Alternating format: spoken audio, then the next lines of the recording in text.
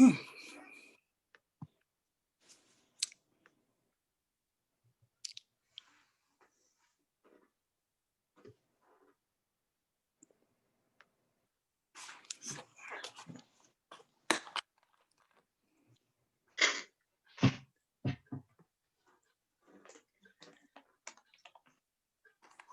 don't think I've ever met Carla before. She was Really? gone. She was a She was freshman when I was a senior. So yeah, I was already out of there. Yeah, I don't think I ever met Carla. So were you coached by old Denny Brown? who? Dennis Brown? No, she went to I went to Limestone. Yeah. Oh, she went to Limestone. Okay. You got all the records there. Like I have some clippings that I'm going to show. Oh. Jonelle is the keeper of the records. Okay. Well, Yeah, you were probably in 8th grade when I was a senior. So you were coming in when I was, because didn't you graduate in 86? Yes. Yeah, see, I was going out while you were coming in. You know what's funny, Cindy, is that I knew you were at Indiana, but I didn't know.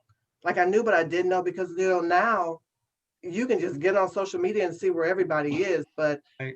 Back then I was just playing Illinois, but it didn't hype up that all these Peoria people, Tracy, and were just right down the road in the Big Ten. We played, and you got on the bus, and so then you went home and did it all over again. So Right. Well, ladies, we are live. So let me get this thing started. Celebrating Greater Peoria area's rich basketball history. Youngsters these days need to do their homework. Well, here's another lesson, because I got 4 of the baddest to ever play basketball in the Greater Peoria area. I got Jonelle Polk from Manual. I got Jodi Rathbun from Limestone. I got Cindy Bumgarner from across the river in Morton. And I've got Carla Mcgee also from Manual. Hello, ladies, and happy holidays. Oh, hey. Hey. Hey. It is good to see you. Wow. I'm amongst legends here. To the left of me, to the right of me, down below. This is amazing. And then we got a special guest. I didn't even get a chance to advertise you, Carla Mcgee. I could call Obama and get in touch with Obama faster than I can get in touch with Carla Mcgee.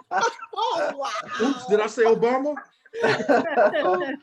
Little name dropping tonight. Right. But this show celebrates Peoria area basketball. And I'm a big advocate of girls basketball. And Jonelle knows that firsthand, seeing the things that I do. And I got to pay homage to you guys. But we can talk about what you did in high school. But I'd like to go back and talk about how you got involved in the game. Who put the ball in your court? Who gave you the love for the game? How did you get started? So I'm going to start first with the youngster of the group, Carla Mcgee. So Carla, please tell everyone that's watching how you got involved in the game of basketball growing up in Peoria, Illinois. When you just asked that question, I was wondering, like, I just remember 8th grade, I was tall, and a coach was like, you need to play basketball. But my father was a professional athlete. And my uncle, Tony Gully, was really good. Yeah. And I could just remember him and Al and some other guys, like I would always try to hang out with them and they'd be like, Al Alexander. Yeah. And I just knew I wanted to be, I said, if I could be like a half as good as my uncle, then I'd be doing something. Because at the time, I just thought my Uncle Tony was just the bomb dickety. So I guess just trying to be in the midst of, family that was great. And just trying to now I will be very transparent. I thought if I would be good, that I would be popular. And I was going after that. So I'm gonna be very transparent. So popularity probably put the ball in my hand. There you have it. Okay, so what grade school did you attend? So I went to Roosevelt, but my 8th grade year I was at Harrison. Okay, and How good were you guys at Roosevelt or Harrison? You know what? I do believe my 8th grade year, we won the whole thing. But, you know, looking back then, I might have thought we was good, but probably because I didn't know any better. Like, because I definitely probably ain't played nobody's defense. And I probably padded my own stats because I probably missed more than I made. So I don't know. It's kind of a blur, to be honest. 8th grade. All right. I just know that's when I first started playing. Okay. And next, Cindy, please tell us how you got started. And I know your dad had something to do with it. Oh yeah, I can remember very young playing sports with my brother and my dad. My brother's not that much older than me, you know, a little over a year. So I was always chasing after him. He's 6'5", he was an athlete. And I can remember him handing me a basketball and laying on the floor in the basement and trying to throw it up and not have it bounce all over the place and just playing around with stuff. But, you know, in Morton, when I was in 7th and 8th grade, the only organized girls sport there was volleyball. So I didn't play organized basketball until my freshman year in high school. But I had played 1,000,001 games in my gravel driveway in Groveland, Illinois, so many times before that, where I had shot the winning basket in my mind, right? The last 3 seconds of every game. You know, I had a rich fantasy life about basketball well before I got to be on the court. So it was really my dad, my brother, and you know, the number of one-on-one games I lost to my brother over the years, preparing me to play, you know, organized ball. I can't even count the number, but a lot of really great memories there. What grade school did you attend? I went to Jefferson Grade School in Morton, and then my 4th grade year, we moved out to even smaller town of Groveland, Illinois, and I went to Groveland Grade School. I don't even think that grade school exists anymore, actually. Were you on the team at Groveland? Oh, there was no organized sports at Groveland Grade School. Really? Wow. No, I'm not kidding when I say I played volleyball first and at my junior high and Morton Junior High, and then a group of gals wanted to start a track team my 8th grade year, and so we started a track team, and I did high jump for a while, and they tried to make me run, you know, like a mile to warm up. I'm like, I'm not running a mile to warm up. I'm on the track. So I switched to team sports after that. Yeah. All right. Okay. Next is Jonelle. Jonelle, Hey. please tell us how you got involved in the game of basketball growing up in Peoria. Well, I think my parents put me in everything. So swimming and tennis, to walk over to Proctor Center and play tennis, and tumbling, and, you know, all those different types of sports. So I didn't really start playing basketball until 6th grade. And I think, just like Carla says, because I was tall. So it was like, let's go ahead and I was at Whittier Grade School, and go to Whittier and play basketball. And it wasn't until, even when I was a freshman at Manual, I was walking the halls, I did not plan to play basketball because I was really not good. I remember a girl, I won't mention her name, but in the yearbook, she wrote, "You ain't no good at basketball, but good luck anyway." So this. Go ahead and mention her so we can give her a shout out. Oh, I will not. I know that she went to Central, so I'll just put that one out there. So she went to my school with me? Yes, she did. And Do I know her? You might. But I'll be quiet. Thank you. But yeah, I was just gangly. I mean, just as a freshman, no joke, as a freshman at Illinois, I was 139 pounds. Yeah. Wow. So I was very long, but I could jump. And so, you know, in was school, they born just that throw the size. ball up there. Yeah. So so I think, went to the Y, played with the boys. I grew up around Proctor Center, Carver Center, went to that type of thing. But yeah, I hadn't planned on playing just because I was tall and didn't want that attention. Not like Carla, who wanted the attention. But So you didn't play at all at Whittier? yes, I played 6th, 7th, and 8th grade. Were you, was the team any good at Whittier? I'm not sure. I don't remember. I remember traveling to Blaine Sumner. I remember that game.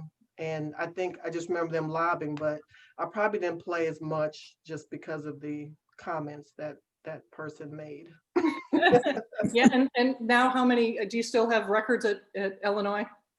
Yeah, they were just broken.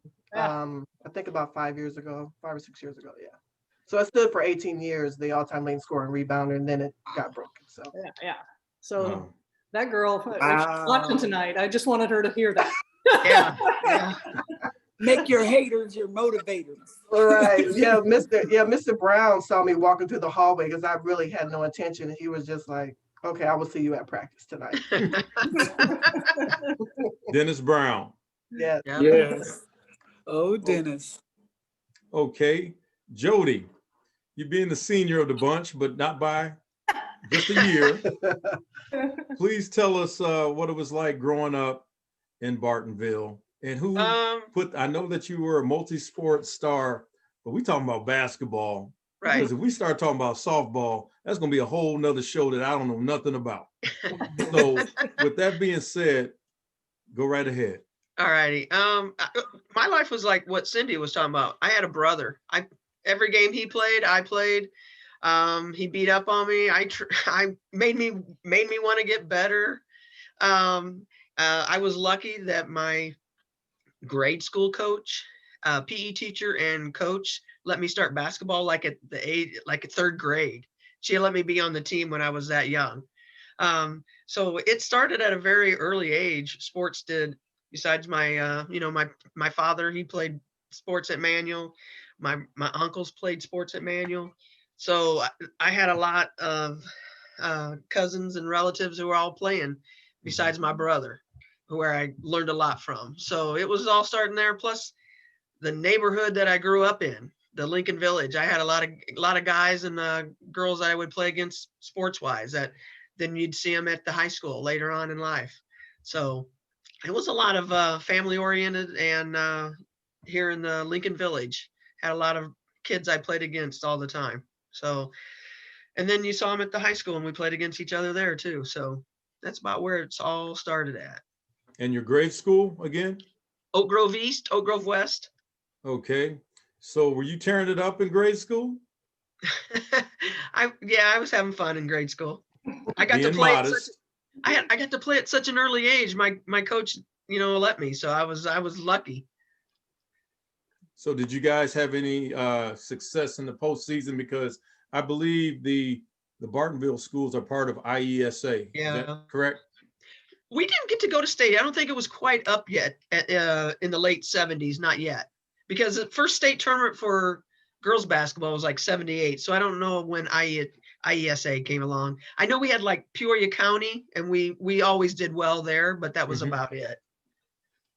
Yeah, when I started to write these stories, I was shocked that the first girls states basketball tournament was in 1977 or 78, and yeah. Washington was in that Washington championship and lost Sterling. to Sterling. Yeah. I did not know it wasn't offered at that time, but I do remember growing up that Rose Peoples was a great player that played at Lincoln, and also Charlotte Lewis never got to play high school basketball at Woodruff, which is a travesty, Yes. And very much so.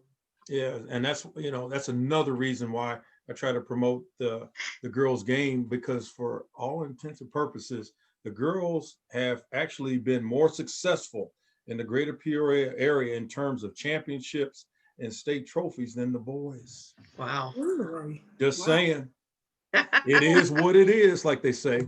Championships, but if you look at this group, I mean, think of how many of us from just our era went to Division I right college. I mean, and not mid-division, mid-major, like not mid-major, but Big Ten, Pac-10 or Pac-12, right? Were you at Arizona State? Right. Yeah. Yep. These weren't any. These heavy hitters. Somebody said that to me the other day. These are all heavy hitters right here.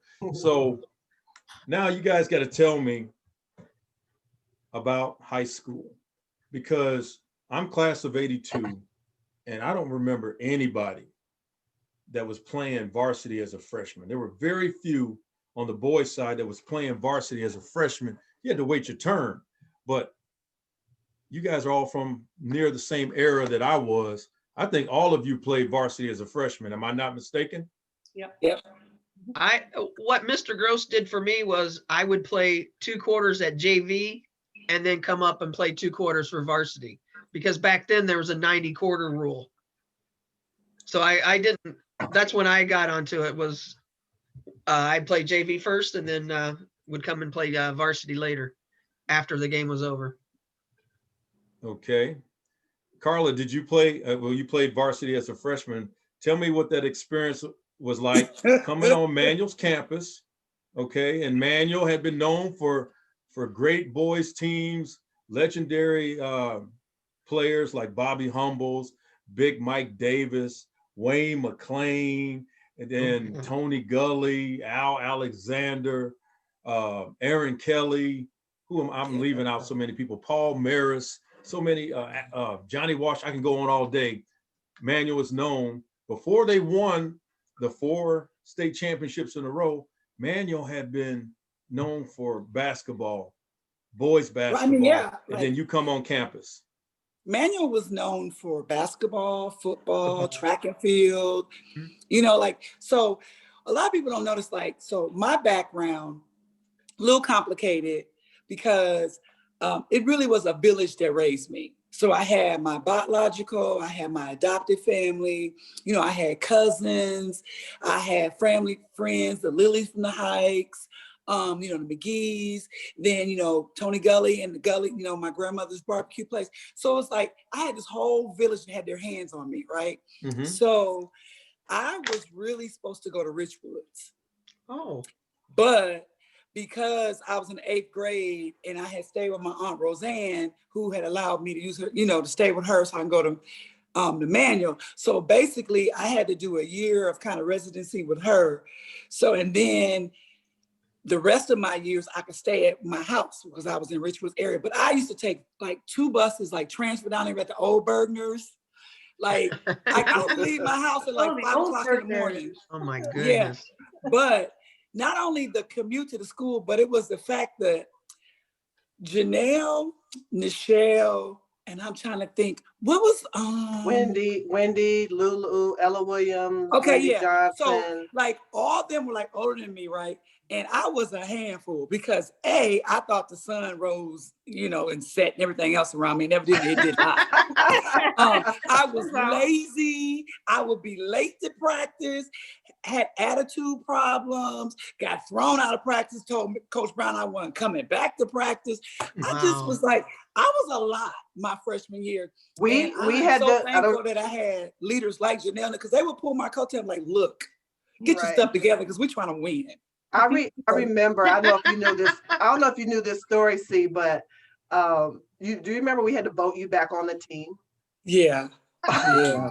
Wow. Yeah, that's how bad That's I crazy. was. That's how bad I was. Yeah. Yeah. I was just talking about that the other day to somebody, but you know, Carla she pulled it together. She pulled it together.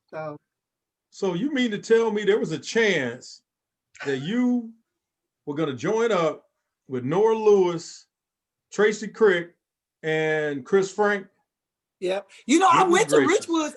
I went to, because, you know, they found out about my address and they made me go to Richwoods. My cousin Mika went to Richwoods. So, you know, I was like, okay, it won't be that bad. Mika will be there. I went there 3 weeks and my parents fought. They had to go to school board and they fought and I won. And my parents was like, now, let me tell you something. You're going to get your butt up every morning. You're going to walk, I don't care how much snow out there. I had to walk like 6 blocks from my house to get to the bus stop, catch the first bus. Then it takes you down to the Bergners, get your little transfer, take another bus, and then you got to walk like 6 more blocks to Manual. So I was determined to be a Manual Ram. Yes, I was. I see. And I'm pretty sure Dennis Brown was very happy that you did that. So I don't know why I did all that mess I did by acting like I didn't want to be there, because evidently I wanted to be there. Just really young and naive. That's all I can say. Okay, please jump in. Well, I had not played organized basketball before, so here I'm, joining in with it and getting put on the varsity team. And let's just say that wasn't always welcome by seniors and other folks that were there before me. And because, there was a piece that, not to sound like I think the sun rises and sets with me, but I was talented, but I had no idea what in the hell I was doing. I look at some videos now that I can see from that freshman year, and I'm getting in everybody's way. It's like, oh, okay, now I know why they were mad at me a little bit. It wasn't just that I was this freshman that they'd never seen before was suddenly on the varsity team, but it was a little overwhelming and just super exciting that I finally got to play team basketball, and it wasn't just me chasing that ball over a gravel driveway. Well, it was a lot of fun. How tall were you as a freshman? You know, I think I was 6 foot at that point, maybe 5'11". I can't quite remember. My dad would, of course, know, since he's also the holder of the records, Jonelle. So, you know, Right, he is everything. I think I that might have been the year I grew to 6'2"-ish. Okay. So Jonelle, you said that Dennis Brown saw you walking down the hall and was like, oh, wait a minute. Right. You coming to practice. He did. I was not trying to go. Was self-conscious about being tall, and I'm like, I don't want to do that. And so he said, be at practice. But I was probably 6'1", maybe 6'2", and I ended up at 6'3". So I just remember the practices and the tournaments. Manuel had the great tournament every Christmas that all the teams went to, and we finally won one. So I had a lot of success as a freshman. And you know what Cindy said about there weren't too many people, you know, as a freshman coming in happy that I was playing a lot. So that was difficult as well. Okay. Now, I am well versed on your careers in high school, but the audience needs to know some of your exploits, and it's incredible. This group here is just absolutely incredible. And I'll start with Cindy. You put up big numbers, and I believe when the first year they started Middle Illini Conference, you ripped it up.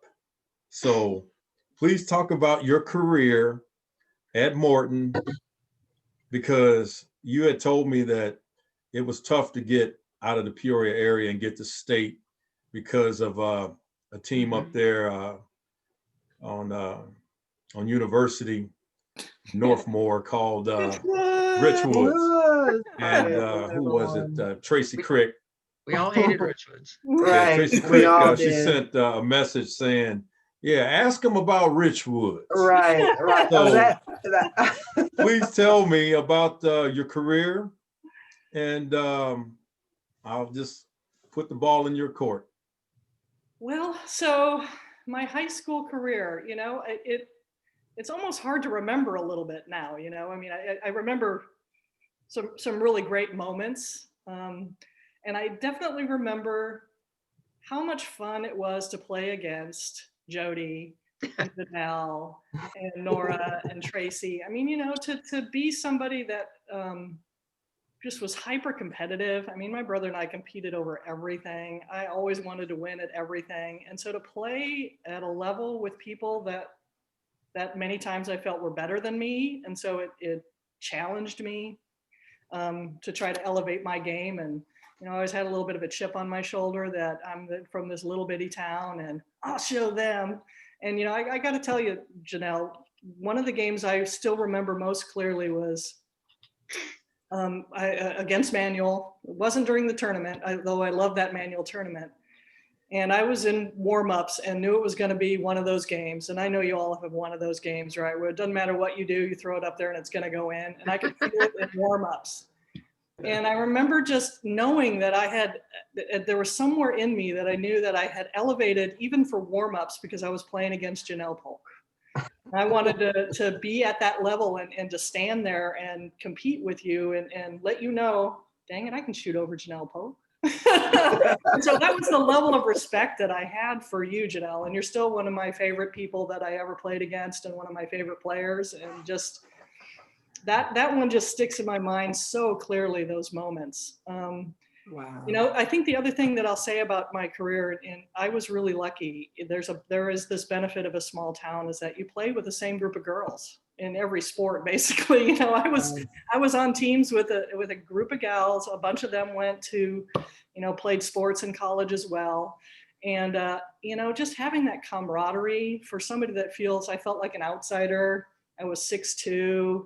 I knew I was different in some way in that little town. And to have a group of gals around me that I could feel like they were my buds and they knew me and saw me for who I was, or at least what I was willing to show at that point. And they loved me and we were going to do our dang best. That was, it's foundational to who I am still. But you know, I'm still pissed that we could never get past Richwoods. Oh. So how far did you get? How far did you get in your career as far as trying to get to state? Trying to get to state, you know, we usually met up with Richwoods in the sectional or the super sectional finals. You know, it was always that last game, and it was the one right before you'd go to state, and we'd lose to them.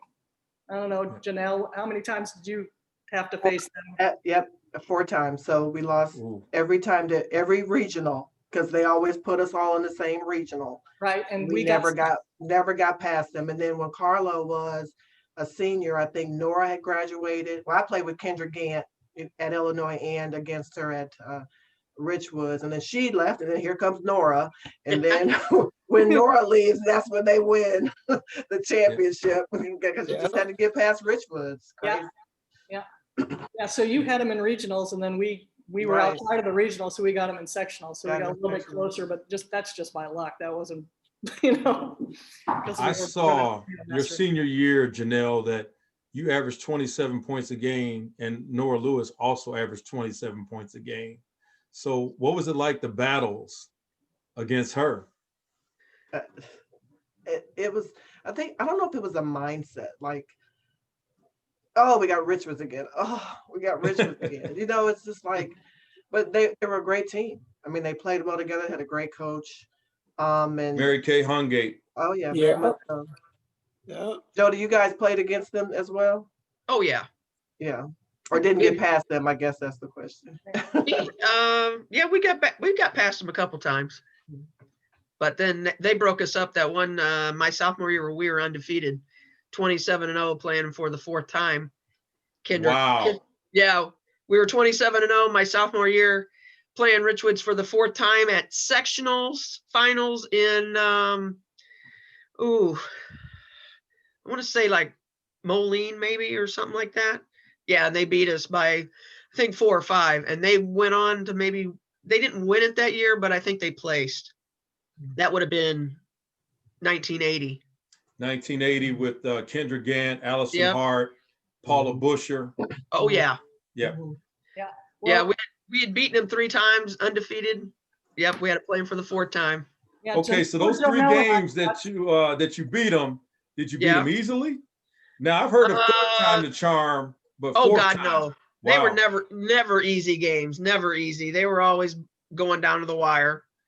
But the last game, game 4, we just couldn't do anything right toward the end, and they did. Yeah. So. Well, poor Jonelle and I got stuck in the years when they were undefeated for 2 years and the nation. You know, it's like, what are you gonna do with that? Well, I tell you what, I ended up doing my research, and Jodi, good Lord, 37 points a game in 1981-82 season. As a senior, you led the team in rebounds, scoring, assists, steals, maybe every category. Drove the bus. You coached the team. I shouldn't say that. John Gross is such a legendary coach. Oh, yeah. 37 points per game. Oh, yeah. What you holding up there, Jonelle? What you got going on? No, this is the one that I saw. Is like, you can't stop her. That was Jodi. That's Jodi in the picture. This is from the News Gazette when we all made all state. And so this was the picture that they put in. It was like, you can't stop her. Well, I believe it. Could not stop Jodi Rathbun. I read up and I saw, you know, some people say if somebody averaged 37 points a game, that they did it on a bum team, in which, no, you guys were going to the Elite 8 a couple seasons and had tremendous records. So 37 points a game, that's handling business. But then I saw your senior year that you played Rock Island at some point during the season, and you gave them 56, right? You gave them 56. Yeah, So Dixon I read the tournament. article. Now you got to play them in the sectional. Sectional. Yep. Now, I think they remember you giving them 56. So you think that they would try to come up with some way to stop you. You gave them 52 and 1. Yeah. So, man, woo, that's what I'm talking about. 52. Yeah, we had to beat them. They didn't try to do a boxing one. No, not many teams thought of doing that, which was surprising. No, they didn't. Yeah, that's amazing that they didn't try that. I know No. not many teams tried that with us either. I think we had one, and we ended up winning the game like 20-7 or something. That was one Right. I think I scored 18 of those points. Just that we did beat Limestone one time. Yes, that my senior year, last my game. junior. Yep. I couldn't believe, we were so excited. I just remember the crowd, and the boys team was there, and it was so exciting because we had never beaten them either. No. But that particular game, we're at home. That wasn't in the tournament. That was just a regular. No, that was conference. Yep. Yeah, just a conference game. So that was kind of a highlight for us. We felt like we were on cloud 9.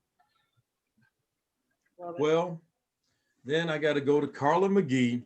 I got to separate everything I just said to the other 3 ladies.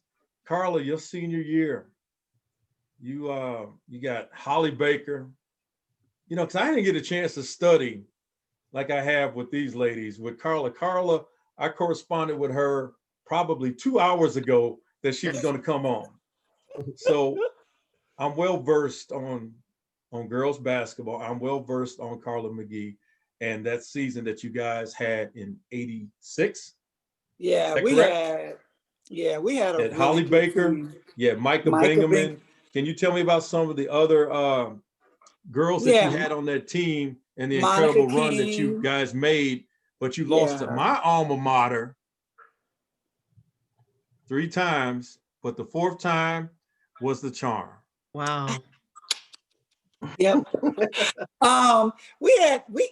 Our team, we had a fun team. I mean, we had Monica King, who was, at the point. We had Rissa, who, would come Rissa in off Taylor. the bench. Yep. So we and then there were a lot of other players who maybe had played other sports, but like the nucleus of it was Holly, Micah, myself, and I would say Monica and Annette. Annette played too. But we took so much ownership. It was like, I remember this. This was funny. Like, I did it twice. I remember I just didn't like what was going on. We were playing Chicago Marshall. And I was just like, we done got through all these other teams. We are not coming out state losing. And we were doing bad. And I looked at Coach Brown, and he went, I said, so I called a timeout. So I said, I'm calling the timeout. He was like, what you doing? I said, we got to regroup. And so I told Micah and Holly, I was like, y'all, we are not losing. We are just not losing. So that was like a fun moment, but we just had a great group of players. And by that time I was pretty seasoned because I had been, I played a year with Jonelle in that group. I had grown up a bit. I was like highly recruited. So I just my senior year, it just all came together. I understood this is my ticket. I love Peoria, P-Town, but let's be real. Just there wasn't a whole lot to do there. I come from very humble beginnings. So if I was depending on my parents, I was going to be at ICC, not a dig at ICC, but that's where I was going to be on their budget. So I was like, let me take this God-given talent and see what I can get out of it. And when I finally bought into the whole ideal of team ball, be a leader, we did very well. Absolutely. So, and the thing that I didn't know though, and I don't know if any of you guys remember this, but I won the championship my senior year. I choose to go to University of Tennessee, right? Oh, awesome. I win a national championship my first year, but I had to go through Nora Lewis to get it. So I was Oh, like, wow, here she is again. again. I was like, Louisiana Tech. I was like, you tortured me for 3 years. Now you're gonna torture me in my collegiate career. I was Wow. like, are you kidding me? And That's then awesome. no one, like everybody's like, well, you should go and team up with her. I was like, I'm gonna get my own spotlight. So that's a great transition. Well, before we get into you guys transitioning into college, because I know that you guys were all heavily recruited. I can't wait to hear about it. Before we get into that transition, tell me about some of the great players that you played against outside of Nora Lewis in high school. Tell me, there's tons of players, tons of schools. Tell me about some of the other great players that you had to face. Well, Carmel Griffin at Griffith at Woodruff was very good. Tracy, of course, at Richwoods was good. The people on this call were great. I don't know who else.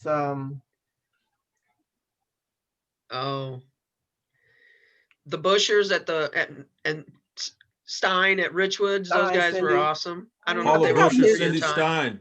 I miss Cindy though. I think I miss Cindy. I mean, Rose People, you talked about Mary Williams from Spalding. Julie Compton. I mean, there was a whole Julie Compton. You're right. Yes. Mm-hmm. She could shoot it up. Just trying to think. At Limestone, I mean, before I even got there, there was a list like Muzzarelli, Briggs, Diane Walders. There's some girls before me that really started the program at Limestone. Michelle Reddick I'm trying to think at Manual. Oh yeah, Michelle. Yeah, Michelle was a mentor kind of to us when I got there as a freshman because she was a senior. So you're asking a bunch of 50-year-old women to remember people. Right. You remember that one girl? She had that one shot. Okay. Let me add something to that. So as young girls growing up, who did you guys look up to in the girls' game growing up? Who gave you the inspiration on the girls' front? There weren't really a lot like on TV or that kind of thing, so it really wasn't much. I just remember watching the McGhee Twins, and I saw them talking on TV one time, and I was so amazed that it was like, wow, they're very beautiful, off the court and on the court, they're beasts on the court, and so I really understood that. But it was kind of an inspiration to look up to them and seeing them, but there really wasn't a lot for women's basketball on TV or that type of thing. So I don't think people realize now, because it has changed so much, and still there could be more on TV and more that you could know about girls sports, but all we had really was the people around us to look up to. I mean, I looked up to Jonelle, I looked up to Jodi. It was the competition that was closest to me, because there was just, I didn't know what college teams were good. I didn't know which college teams were bad. I mean, there was just, being recruited was like, I don't know. I like the campus. I think I'll go there. That was kind of, there was just not a lot of information for that kind of being able to look up to somebody. I remember though seeing an article in Sports Illustrated about, and of course now her name slips my mind. My God, she also played at USC. Cheryl Miller. Cheryl Miller, like the best women's player. I get to play against them. Yeah. Oh, you did? Yes, they were there when I was at ASU. Oh, right. McGhee Twins, Cheryl. Cynthia Cooper was on that team also. Yeah. Right. Yeah. But that was by college. Role models around here, Lorene Ramsey was a role model, even though she was a coach. She was playing sports before they became national sports.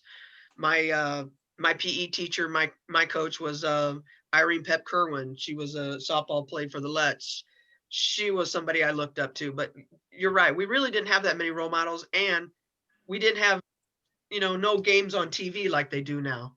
Yep. Oh, yeah. You know, now that you mentioned Lorraine Ramsey, that was something, my dad and I went to just about every ICC basketball game, home Yep. basketball game. And so Mhm. watching Paula Busher from, Richwoods play there, and Yep. Linda Martin, God, I thought Linda Martin was one of the most amazing players I'd ever seen. I don't know if y'all remember her from Richwoods, but it was those kinds of things, just local stuff to look Right. up to. I went to my first basketball camp at Washington with Coach Van Sciak. That was my first camp. I think and then Coach Ramsey's camp, of course, I went there. So Right. that's kind of how I got started with actually learning the fundamental skills, because I didn't know it before. But my junior and senior year, my senior year, or the summer before, I went with Ernest Riggins from East St. Louis Lincoln. They came and picked me up from my house, and that was kind of the AAU tour. And so we drove from Peoria. They picked me up and went out to Townsend, out in Maryland, Philadelphia, and that was the AAU. And that's the reason why I was getting recruited heavily, because I was at that AAU, tournament there. But had I not gotten out of Peoria for them to see, I don't think that I would have gotten all the letters and stuff that I received. Was that with Tina Hutchinson? Was she on that Tina team? Hutchinson, yes, Yep. her, yes, that was, they were Yeah, they were. phenomenal. We played them my senior year in high school. That group. Yeah, with Oh, Tina. yeah. Yeah. Yeah. Well, to Jonelle's point, the first time I had heard of the McGhee Twins, they were on the cover of Jet magazine. That was the first time I had. I don't know if you guys know Jet magazine. I'm pretty sure that that Carla and Jonelle know, but they were on the cover of Jet magazine, and that's when I found out about them. And then, of course, what's her name? Cheryl Miller joined up with them, and Cynthia Cooper. And there is a tremendous documentary that was on HBO. It might have been HBO, called Women of Troy. Women of Troy, yes. Troy. Excellent. Yeah. Excellent. But I got to kind of move into, well, wait a minute. Hold on, Carla Mcgee. Who did you look up to? Was it Jonelle that you looked up to growing up? Was it Rose Peoples? Was it Charlotte Lewis? Charlotte Lewis, maybe? Like, actually, it was Jonelle, it was Charlotte. And even though Nora and I battled, like, I always looked at her, but I wanted to beat her. I felt like that was the highest form of flattery, is want to beat somebody. Right. But the thing that helped me kind of cross over was I got invited to this all-star camp or something. And in that camp, I met Tanya Edwards, Deidre Charles, she went to Iowa. She was a guard. Forget her name. Her name escapes me right now. Jonelle Polk? I mean, not Jonelle Polk, Gillette Law? No, Gillette wasn't older. there. Franthea Price. Her name was Franthea Price. Yes. Okay. So at the time, we were all projected to be, all Americans, and like we all kept in contact, and we had this fact we were all going to go to the same school together, and so we played USA basketball together. So then I started really getting educated about true basketball, like outside of Peoria and Illinois. Like when you start seeing players from like New York, Texas, California. And so like, then I start becoming a student of the game. You know what I'm saying? So it was like, it wasn't so much who I looked up to. It was like, who do I need to look and see who I can pick parts of their game to add to my game? But like Jonelle was always constant because, she was killing at U of I. And Coach Brown would always make sure we knew that he was the reason that she was good and she was at U of I. And I was like, okay, I think that's Jonelle, but Coach Brown. I was like, right. So like she was, it was always great to keep hearing all the great things she was doing, like, putting up the numbers, setting records. And that was something that, you try to strive to do, you want to mimic people that and so I would always tell people, I was like, I played with her, so I don't know how much I played with her. I probably got on her nerves a lot, but I mean that was great, having that in your back pocket, basically, to say like I played with another great person. So yeah. Okay, well, that's awesome. I'm going to transition into recruiting. Okay. Now, all of you are big time players. Did y'all get that shoebox of money to go to Indiana, to go to Illinois, to go to Arizona State, to go to Tennessee? Did you get that shoebox? The women's basketball. The statute of limitations are gone. Box. Never mind. I'm just being me. But nevertheless, you just want to rub it in our face that we didn't get that. But the men, I thought maybe you did. no, but the men did. I found out later. Yeah. Ooh. Oh, okay. So I'm going to start with Jodi. Now, Jodi, you're averaging 37 points a game. How many letters did you get from across the country? And you decided to come out west to play for the most coveted school, not so much for sports, just for the atmosphere and the weather. So how many letters did you get? You know, I don't really remember getting many. I'm not getting a lot of letters because, you know, it's hard. You know, I just don't remember getting a lot of letters. I mean, I filled out a few, but not like they do now, like a lot of colleges. Right. I think because I put the word out early that I wanted to play both in college, basketball and softball. Mm-hmm. So at the end, it was only really, I had to decide between ICC and Bradley. Because Wow. I told Missouri early that I wanted to play softball too. They didn't want me to do that.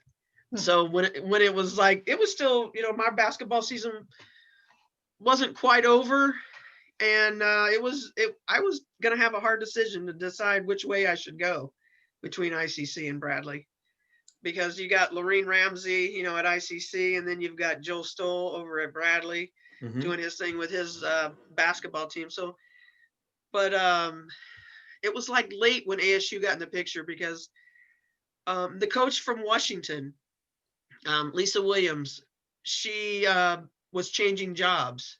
She was going to be assistant coach out at Arizona State.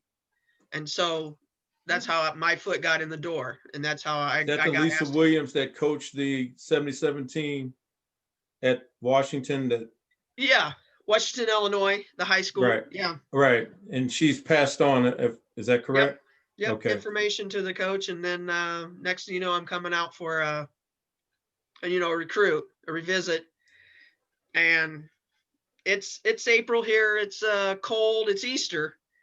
And it's like, you know, as soon as I get off the plane, it's dark and it's 90. And I'm like, yeah, this is where I got to go. And then after the visit, you look around and see everything, the palm trees, palm walk, you know, and just everything about it. And the coach, the Olympic coach, she played for the Olympics and all that. And I also talked to the softball coach, and she's like, yeah, would love to have you play too. So that was really nice about it.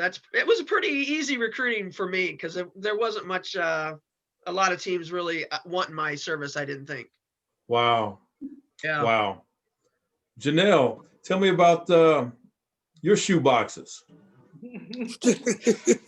Well, like I said, I went to that AAU tournament, so I had lots and lots of letters.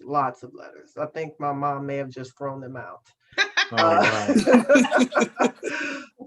But it came down to being close to home. I visited DePaul, Arizona, and Illinois, and so DePaul visit was nice. I don't think my father wanted me in Chicago, and so when university came, it was close to home, and I loved the visit, and it was a good atmosphere, so I went there. Don't regret it at all. Oh, you had a prolific career there, and when it was all said and done, you were the all-time leading scorer, both boys and girls. Yeah, yes, I was. Okay.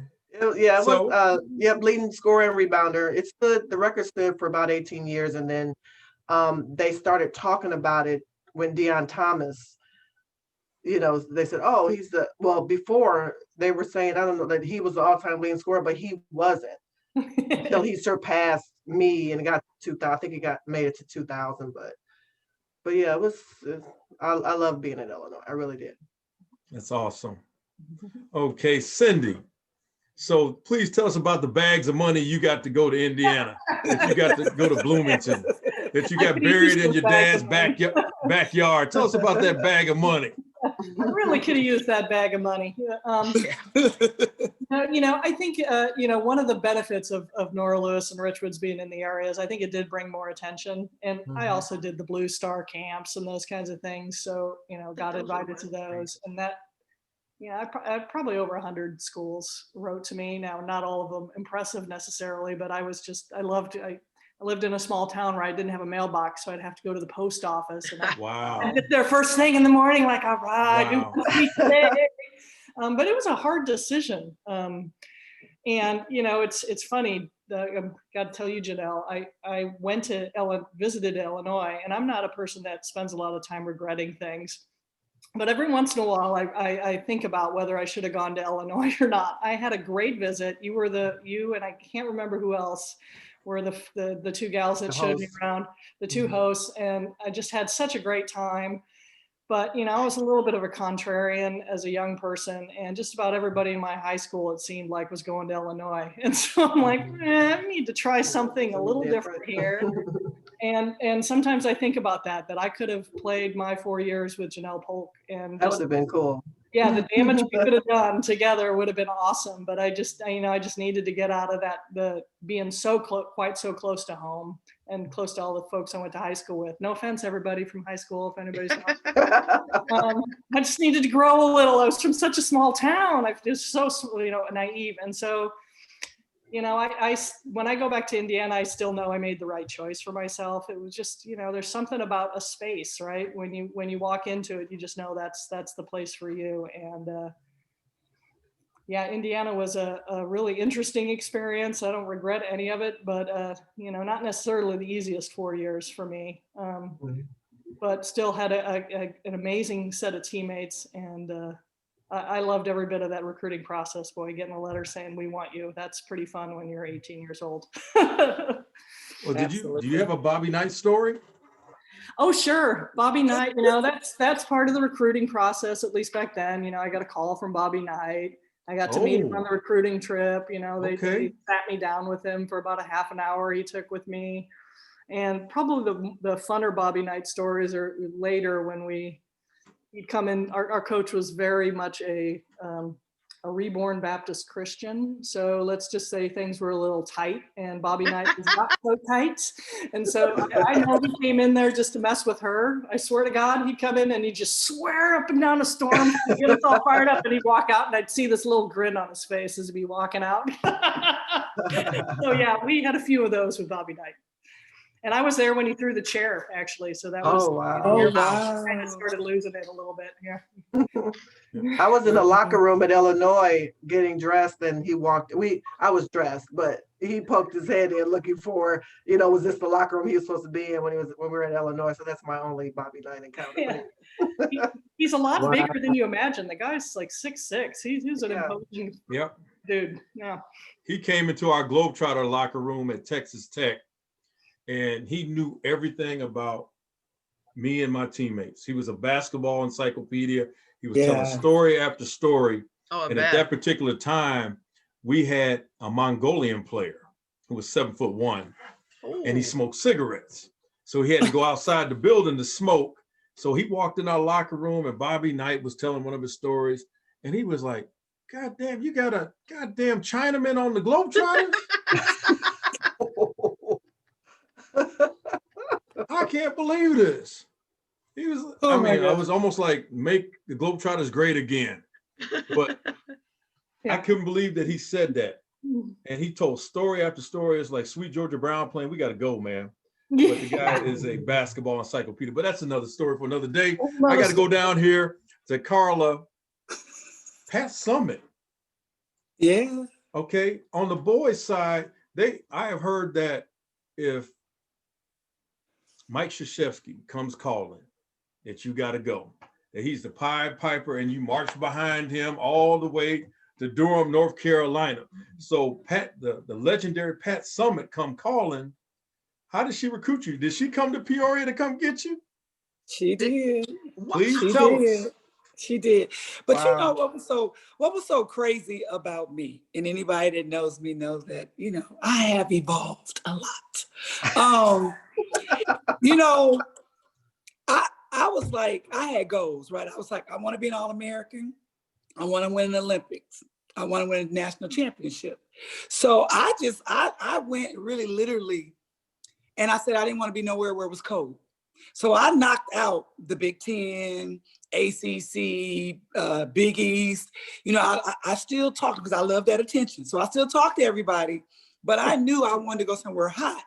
And it was very fortunate for me in the top 5 when I was coming out. It was Texas, it was Tennessee, it was USC, it was La Tech, it was La Tech in Georgia, right? And I did give Iowa a visit, Coach Stringer, because she was at Iowa, and I love Coach Stringer, but I just couldn't do the weather.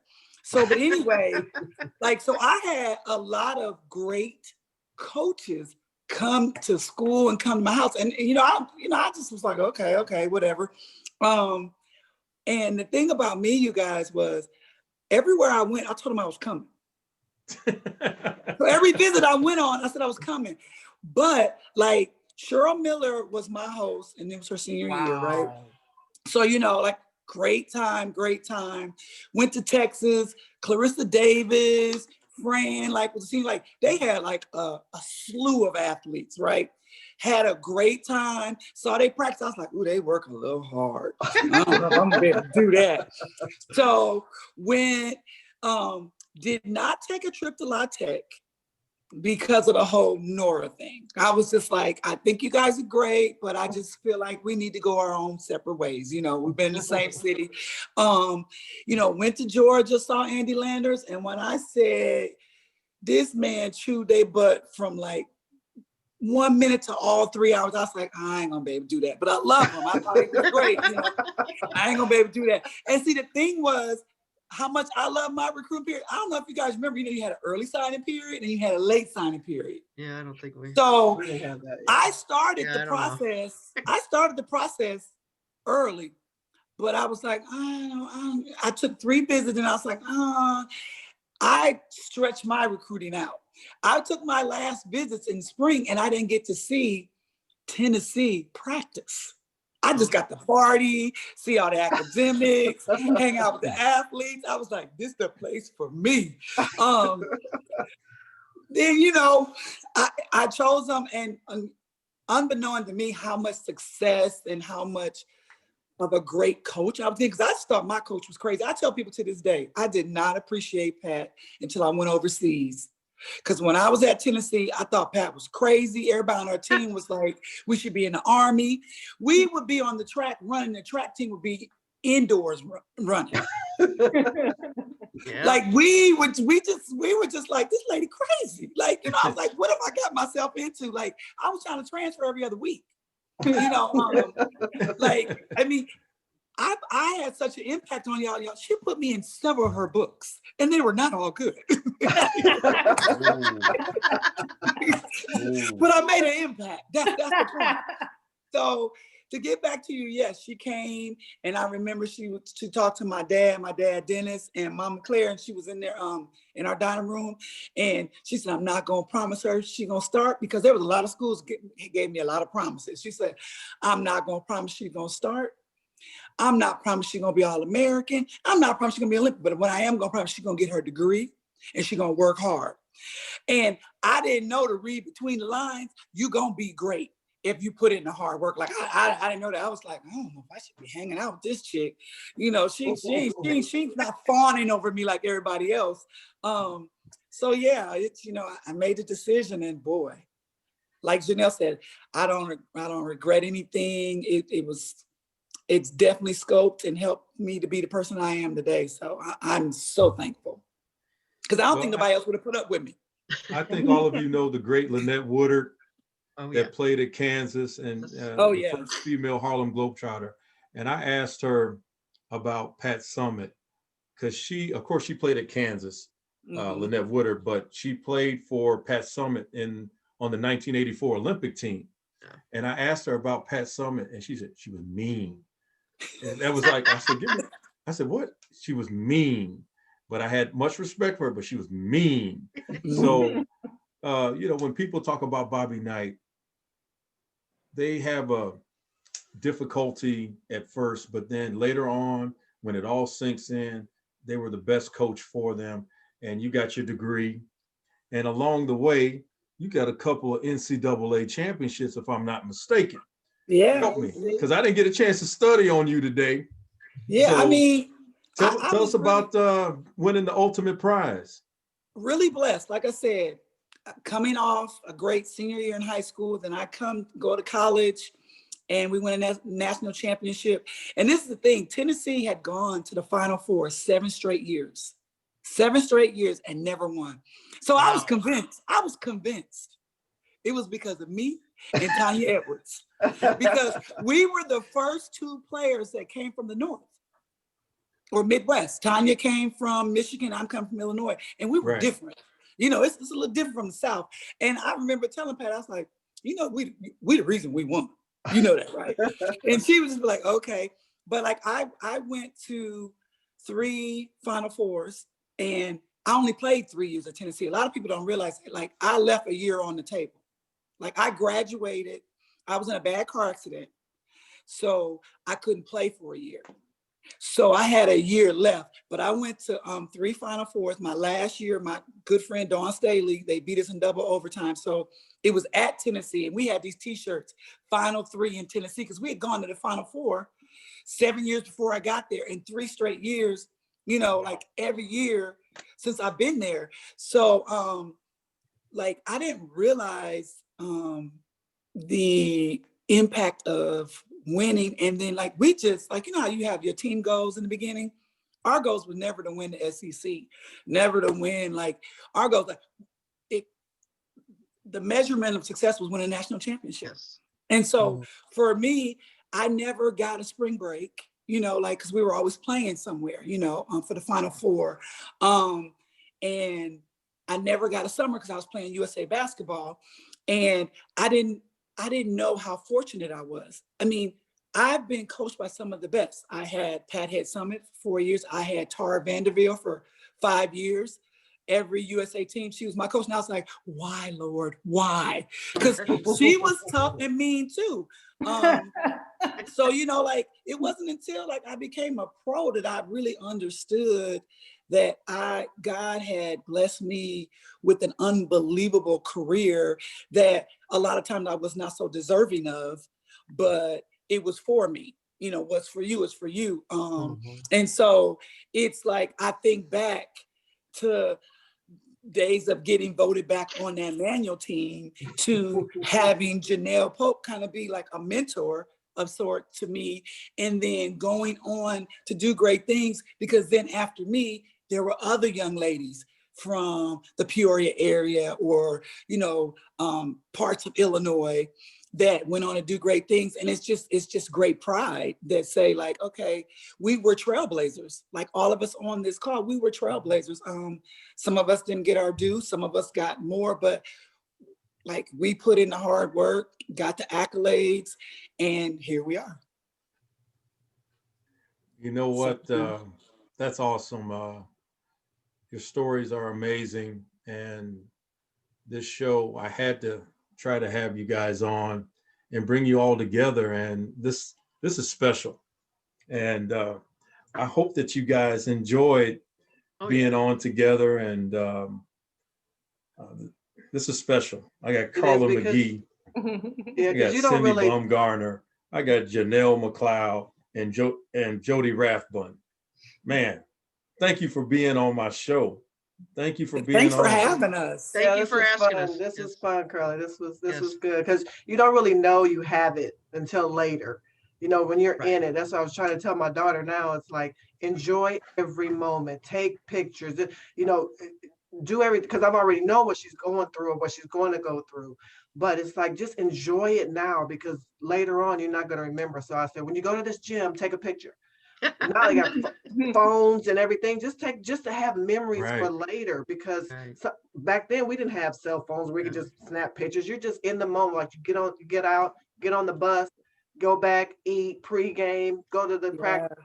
Yeah. It was just routine, but you don't enjoy the moment. So that's what I'm trying to get her to enjoy Yeah. it, for her years there. So And if Boo, if I can say something, I just want to say thank you Yes. for being so excited about women's basketball. Yeah. Taking your time, because you could be doing a million things, and always lifting us up. Because it's like, it's easy to lose sight, like, because I just did an interview the other day, and a person was asking me about Pat, and it was asking me about, my Olympic experience. And sometimes we really forget. I think sometimes we take it for granted because we were good. And it's like, well, that's what you're supposed to do. But there's so many athletes that don't get the opportunities that we have. I was telling somebody sharing about the story about when I went to the White House, right, during the Olympics, and I did the torch. And I remember President Clinton called me, and I thought Dawn and Lisa Leslie and Cheryl Swoop were playing a joke with me, because we would play jokes on each other. And I was like, "What's up, Bill? Okay, whatever, Bill." And he was like trying to give me the address to get on the Air Force One. They were gonna pick me up, take me down. I was like, yeah. Missed the flight because I thought they were playing a joke on me. Oh, Finally got to the Oval Office, and I'm sitting there talking, but these are lifelong relationships, because now if I see President Clinton, he'll be like, "What up, Carla?" I'm like, "What up, Bill?" Because we got that relationship. But it's like, I say all that to say that a girl from a small town who didn't come from, like I said, come from very humble beginnings, but we had people in our village that loved us, that thought enough of us to give us anything we needed to succeed. And it's like, I always tell people, if a chick like me, who was lazy and had attitude problems, just like, can do all the different things that God has allowed me to do, like, yo, sky's the limit. So I just applaud you for highlighting us, because somebody's gonna watch this, and they may share this with someone else, and it may make a difference of that person saying, "Do I really want to do this?" Because I tell people all the time, basketball changed lives. Yes, It changed area codes, zip codes, and right friends on. too. It changed lives, and I'm so thankful that it changed mine for the better. Oh, yeah. So Yeah. thank you. Thank you for that, Thank you. Carla. Thank you. And basketball has brought us together. So Right. this is special. And I have to say this because I hope he's watching. Cindy's father, I love him. John, correct?